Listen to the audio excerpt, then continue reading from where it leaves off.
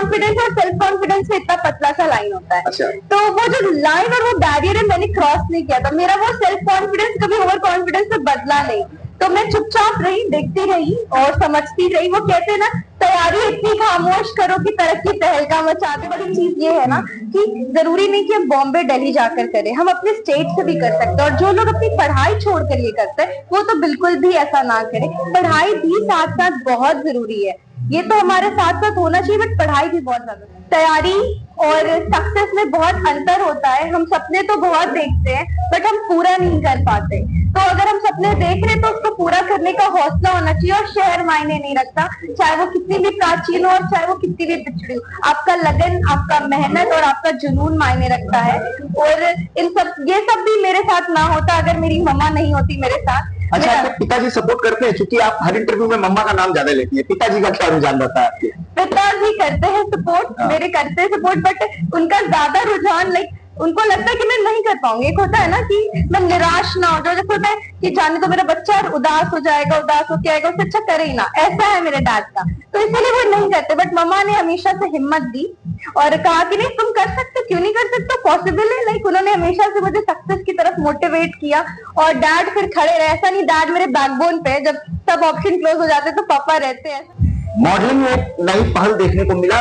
मुस्कान हमारे साथ इस वक्त है, मुस्कान दयाल, जो कि चेरी नाम से इंस्टाग्राम पे काफी जानी जाती हैं। और मुस्कान बनारस का सफर तय करके लखनऊ जाती हैं। लखनऊ से जब वापस आती हैं तो जो किताब होता है वो इन्हीं के मुंह से जान लेते हैं कि कौन सा प्राप्त करके आते हैं। मुस्कान, बहुत बहुत स्वागत है आपका। जी नमस्कार। हाँ मुस्कान, आप गई लखनऊ। जी हाँ। कौन सा किताब आपने जीता, और उस किताब जीतने के पहले और उस जो किताब के बाद का जो मेहनत रहा वो क्या रहा? मैंने मिस इंडिया इंटरनेशनल 2025 का किताब जीता है, Kohinoor miss India international. Kohinoor? जी हाँ, कोहिनूर जी। फाइन। और ये सफर रहा मेरे लिए बहुत मुश्किल, जैसा कि आप देख सकते हैं मेरी खुशी, मतलब मैं बहुत खुश हूँ इस चीज के लिए, बहुत बड़ी अचीवमेंट है ये। वहां पे जो जाने तक का स्ट्रगल था उस कंपटीशन में, वो बहुत ही ज्यादा, मतलब मैं बता नहीं सकती, मेरे लिए बहुत डिफिकल्ट रहा। मैंने अपने पिताजी को नहीं बताया था। अपने डैड को बिना बताए आप कंपटीशन लड़ने चल गए? हाँ, नहीं बताया था मैंने अपने डैड को। और उनको ये पता था कि मेरे एग्जाम्स चल रहे हैं। फाइन, मैंने उनको ये झूठ बोला था कि मेरे एग्जाम्स है, मुझे एग्जाम्स देने जाना है। लेकिन मुझे ऑब्वियस सी बात है कि इन सब चीजों को ना उतना पेरेंटल सपोर्ट नहीं मिलता। बट जब मैंने उनको बताया डैडी मैं ये जीत गई हूँ, तो वो झूठ भी अच्छा ही हुआ मेरे लिए, लेकिन बता के जाना चाहिए था। तो वो उनके लिए एक सरप्राइज था, एक तोहफा था। इस तरह की सरप्राइज देने के पीछे का क्या कुछ षड्यंत्र रहा आपका, पहले ये बताइए। किसी लेके गई थी मैं मम्मा को, एक्चुअली मैं हमेशा कभी अकेले नहीं जाती। फाइन, तो मैं मम्मा के साथ गई थी, उनको लेकर गई थी। उनको भी यही बताया था कि मम्मा एग्जाम से चलना है। जिस दिन पहुंची लखनऊ उस दिन मैंने सच बताया कि ये कंपटीशन है और ये ऐसे ऐसे होने वाला, अगर मैं जीत गई तो मुझे कोहिनूर मिस इंडिया इंटरनेशनल 2025 की किताब से नवाजा जाएगा। जैसा कि जाना जाता है जर्नलिज्म भी की है। जी हाँ। पिछले इंटरव्यू में हमारी आपकी बात हुई थी। हाँ। तो जर्नलिज्म भी आपका कंप्लीट हो चुका है। अब आगे का क्या सफर रहेगा, ये मॉडलिंग या जर्नलिज्म की तरफ रुख करेंगे आप? मैं एक्चुअली जर्नलिज्म करना इसीलिए मुझे अच्छा लगता है क्योंकि होता है ना, बहुत लोग बोल नहीं पाते अपनी बातों को, जनता की बातों को उस तक पहुंचाना। ये मुझे बड़ा हमेशा से प्रेरणा दिया है। पब्लिक में जाना, लोगों की बातें सुनना, वो दर्द सुनना, बड़ा मुझे अच्छा लगता है इन सब चीजें सुनना। बट मेरा आगे का फील्ड रहेगा कि मैं इस फील्ड को आगे करूं। इतना बड़ा अवार्ड मैंने, ये मेरा दूसरा अवार्ड है, आप भी जानते हैं। कोहिनूर मिस इंडिया इंटरनेशनल 2025 बनी है आप। जी हाँ। कितने कॉम्पिटिटर रहे होंगे वहाँ पे? किस किस स्टेट से या किस किस जनपद की अगर बात कर जाए तो कहाँ से लोग? कोहिनूर मिस इंडिया इंटरनेशनल पहली बात तो NH द्वारा कराया गया था, VS इवेंट द्वारा कराया गया था। नेहिल डायरेक्टर थे इनके, और बहुत सारी लड़कियां थी। और ये ना कह सके कि यूपी स्टेट, सारे स्टेट से थी, वेस्ट बंगाल से थी, बिहार से थी, झारखंड से भी थी, और हमारे यूपी से भी थे, मतलब भागलपुर, कोलकाता और एक महाराष्ट्र, बहुत अलग अलग जगहों से थी। और कंपटीशन लिटरली बहुत टफ था, बहुत टफ था। सबसे ज्यादा अगर कॉम्पिटिटर की अगर बात कर जाए, सबसे टफेस्ट कॉम्पिटिशन जो था वो किसके थ्रू था? जब आपने कॉम्पिटिशन लड़ा होगा तो वहाँ पे जो कॉम्पिटिटर रहे होंगे, उसमें से जो आपको सबसे बड़ा चुनौती भरा लगा होगा वो कौन सा कैंडिडेट? वो एक भागलपुर की लड़की थी वो। अच्छा। ठीक है। एंड उससे मुझे लग रहा था कि हाँ थोड़ा सा कंपटीशन इतना टफ है, बट वो कहते सेल्फ कॉन्फिडेंस में इतना पतला सा लाइन होता है। अच्छा। तो वो जो लाइन और वो बैरियर है मैंने क्रॉस नहीं किया था। मेरा वो सेल्फ कॉन्फिडेंस कभी ओवर कॉन्फिडेंस में बदला नहीं। तो मैं चुपचाप रही, देखती रही और समझती रही। वो कहते हैं ना, तैयारी इतनी खामोश करो कि तरक्की तहलका मचा दे। बस वही खामोशी और पेशेंस रखा अच्छे से। जो पता है हमेशा क्या होता है, खूबसूरती मायने नहीं रखती, हमेशा आपका इंटेलिजेंट लेवल मायने रखता है, जनरल नॉलेज, करंट अफेयर्स, आप कैसे बात करते हो, आपकी स्पीकिंग स्किल कैसी है, ये सब भी मैटर लगता है। तो कहीं ना कहीं मैं उन सब चीजों अमूमन सवाल ये खड़े होते हैं, आपने कहा भागलपुर की लड़की थी जो आपको काफी कॉम्पिटेट कर रही थी, तो अमूमन देखा जाता है कि लोग कहते हैं कि जो बिहार साइड की जो लड़कियां होती है मॉडलिंग में तो उतर ही नहीं सकती, और जो मुंबई हो गया, दिल्ली हो गया और कोलकाता, वेस्ट बंगाल की बात कर रही हैं, वहां की लड़कियां मॉडलिंग में काफी रुचि रखती हैं। ज्यादा। कैसे ये हुआ, आपको कैसे लगा कि भागलपुर की लड़की आपकी कॉम्पिटिटर बनी? एक्चुअली ये हमारा मिथ है, हमारे दिमाग में, माइंड में वो सेटल्ड है, क्योंकि जो कि दिल्ली, बॉम्बे और चंडीगढ़ की लड़कियों के पेरेंट्स सपोर्ट मिलते हैं, पेरेंटल, उनके पेरेंट्स भी उन्हीं के अकॉर्डिंग बच्चों को सपोर्ट करते हैं, या कह सकते हैं कि वो जो नए जमाने और नए जनरेशन की चीजें उस चीज को समझते हैं। हमारे यूपी में, भागलपुर, बिहार साइड में हम जमीनी होते ज्यादा, ठीक, हमें जमीनी रुचि ज्यादा, लाइक सरकारी नौकरी, टीचिंग, बीएड, नर्स, इन सब चीजों में रुचि ज्यादा रखते हैं। तो हमारे पेरेंट्स उतना देखे नहीं होते, उन्हें लगता है कि ये कर लेगा तो बच्चा का मेरा जीवन सफल हो जाएगा, उसका मतलब प्रॉपर वो अपनी जिंदगी काट सकता है, भले मेरा हाथ उसके मतलब यूं कह जाए कि यूपी बिहार में भी मॉडलिंग की रुचियां हो रही हैं और फैमिली सपोर्ट भी मिल रहा है। फैमिली सपोर्ट मिल रहा है, यूपी बिहार की बच्चे, लड़के लड़कियां भी थोड़ा अवेयर हो रहे हैं कि नहीं हम कर सकते हैं। और सबसे बड़ी चीज ये है ना कि जरूरी नहीं कि हम बॉम्बे, दिल्ली जाकर करें, हम अपने स्टेट से भी कर सकते हैं। और जो लोग अपनी पढ़ाई छोड़कर ये करते हैं वो तो बिल्कुल भी ऐसा ना करें, पढ़ाई भी साथ साथ बहुत जरूरी है,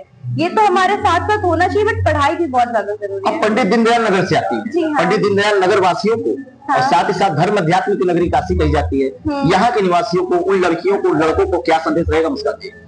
मैं उन लोगों को एक ही संदेश देना चाहूंगी कि तैयारी और सक्सेस में बहुत अंतर होता है। हम सपने तो बहुत देखते हैं बट हम पूरा नहीं कर पाते, तो अगर हम सपने देख रहे हैं तो उसको पूरा करने का हौसला होना चाहिए। और शहर मायने नहीं रखता, चाहे वो कितनी भी प्राचीन हो और चाहे वो कितनी भी पिछड़ी हो, आपका लगन, आपका मेहनत और आपका जुनून मायने रखता है।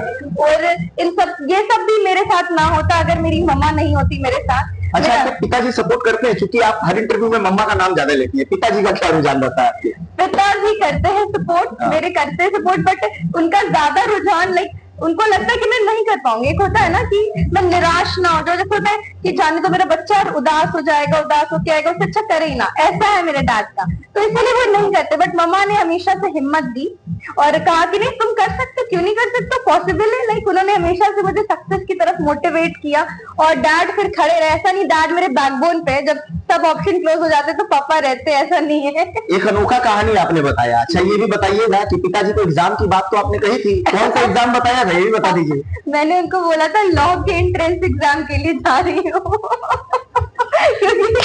और उनका बड़ा सपना है कि मैं लॉ कंप्लीट करूं, जो कि मैं जर्नलिज्म, बीएड भी मुझे करना था, मैंने बीएड भी कंप्लीट कर रखा है। तो ठीक है, देखते हैं, अगर सब अच्छा रहा तो मैं लॉ करूंगी कभी। एक और सवाल खड़ा हो रहा है कि मुस्कान किधर जाएंगी, बॉलीवुड, हॉलीवुड, या आप साउथ जाएंगी, या आप वेब सीरीज करेंगी, या भोजपुरी की तरफ रुझान करेंगी?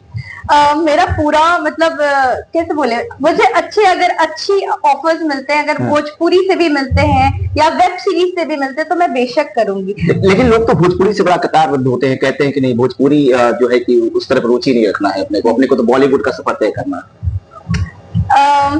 इसके लिए एक लाइन बोलूं मैं जी? ये हमारे दिमाग में वो जो गंदगी भरी है ना, उसकी प्रॉब्लम है। बॉलीवुड के भी गाने आते हैं, चोली के पीछे क्या है, नो डाउट हम सब सुनते हैं, बट वो बॉलीवुड है तो कोई बोलने नहीं चाहता है। और भोजपुरी में अगर उसी को थोड़े अलग लैंग्वेज में बोल दिया जाए, अगर गाना वैसा बन दिया जाए तो उसको अभद्र, ऐसा नहीं है। गाने तो अभी आपने नया सॉन्ग सुना होगा हनी सिंह का मेनियाक, अगर नहीं सुना होगा, वो पूरे भोजपुरी में है, ठीक है। तो आप भोजपुरी इंडस्ट्री में आ रहा है, बॉलीवुड इंडस्ट्री को टेक ओवर कर रहा है, तो ऑब्वियस सी बात है, मेरा ऐसा कोई थिंकिंग नहीं है, हम यूपी से हैं। और अगर मान लीजिए कि मुस्कान भोजपुरी की तरफ रुख करने वाली, हाँ, भोजपुरी और वेब सीरीज भी चलेगा। अच्छा, अगला कंपटीशन क्या होगा? मेरा अगला कंपटीशन, मेरा पहला तो मोटो ये है कि पहले मैं लॉ कंप्लीट करूं, और अगला कंपटीशन अगर इससे बेहतर ऑफर आता है तो जरूर करूंगी। क्या जर्नलिज्म की तरफ भी रुझान रहेगी? नहीं, जर्नलिज्म की तरफ रुझान नहीं रहेगी। क्यों ऐसा, क्यों ऐसा, क्यों जर्नलिज्म वाली बात? बहुत एक्चुअली क्या है ना, जर्नल जितने लोग पत्रकारिता करते हैं और आपको भी हैट्स ऑफ है मेरा, बहुत ये लगता है ऐसा कि ये मेहनती नहीं, बट बहुत मेहनत है, बहुत स्ट्रगल है। इस जो फील्ड में आप लोगों का जितना स्ट्रगल है, फील्ड वर्क में जितना स्ट्रगल है उतना किसी में नहीं है। हम तो बैठे बैठे एसी में, गर्मी में, बट आप ठंडी में, तपती धूप में, हर जगह वो बहुत टफ है हमारे लिए। तो स्ट्रगल है, इस वजह से पत्रकारिता मुस्कान नहीं करेगी। स्ट्रगल है, आप कह सकते हैं। आरजे की तरफ जा सकती हूँ, रेडियो जॉकी की तरफ जा सकती हूँ, बट कभी ऐसा लगा तो करूंगी, बट अभी बिल्कुल। तो देखिए, अनोखी कहानी की अनोखी पहल मुस्कान है हमारे साथ बातचीत के लिए। मुस्कान दरअसल रहती है पंडित दीनदयाल नगर में और बराबर इंटरव्यू होता है। अभी लंबे समय बाद हमारी इनकी बातें हुई हैं, लेकिन एक अनोखा पहल देखने को मिला कि मुस्कान लखनऊ जाती है लॉ का एंट्रेंस एग्जाम देने के बहाने से, और वहां जाने के बाद मिस कोहिनूर बन के आती है, पिता को ऐसा सरप्राइज देती हैं जो एक अनोखे अंदाज में प्रस्तुत होता है। अब समझना ये होगा मुस्कान, लास्ट सवाल लेंगे, जब आपने पिता के पास गई होंगी और जब ये ट्रॉफी दिया होगा तो पिता आपसे पूछे नहीं कि लॉ का तुमने एंट्रेंस निकाला था, उसका रिजल्ट क्यों नहीं दिया, ये क्यों दे रही? डैडी को किया था वीडियो कॉल, जैसे ही मुझे ये किताब मिला, ये ट्रॉफी और ये, उसके 10 मिनट बाद मैंने डैडी को वीडियो कॉल किया और डैडी बोले ये क्या है, एंड मतलब उनके आंख में भी आंसू आ गए थे, उनको बिलीव ही नहीं हुआ। बोले डैडी हम टाइटल जीत गए, थोड़ा नेटवर्क इशू था बट समझ नहीं पाए, बट फिर उन्होंने कॉल किया। लखनऊ कदम रखते मम्मी को भी आपने बता दिया? हाँ, इतनी बड़ी सरप्राइज लखनऊ में, क्योंकि मुझे तो करना था ही। तो लखनऊ जैसे ही हम इंटर किए, रात का सफर किया था हमने, फिर मॉर्निंग में जैसे ही गए तो मम्मी को बताया। मम्मी बोली बताओ क्या बोलोगी डैडी को, अगर क्या अगर आप मुगलसराय से मतलब पंडित दीनदयाल नगर से अगर बता के जाती तो मम्मी आपकी नहीं लेके जाती आपको? रिस्क नहीं लेना था ना, जीतना तो था किसी भी तरह। वो कहते रहो ट्रॉफी के पीछे रिस्क नहीं लेना था, इसीलिए मम्मी से भी झूठ बोल डाला। लखनऊ पहुंची तो बताई कि मम्मी हमें ट्रॉफी जीतना है, और पिताजी को वीडियो कॉल करके बताती है कि ट्रॉफी जीत लिए। तो देखिए, एक अनोखा इंटरव्यू और अनोखे सरप्राइज की बात की जा रही थी। हालांकि इस तरह के सरप्राइजेस बहुत कम देखने को मिलता है, और जो है मुस्कान दयाल जो है, जो चेरी है, उन्होंने एक अनोखा पहल दिखाया और ये बता दिया कि सरप्राइज अगर माता पिता को देना है तो ये भी तरीका है, इस तरीके से भी सरप्राइज दे सकते हो। वाराणसी से Deepak Choubey, bureau report, R voice.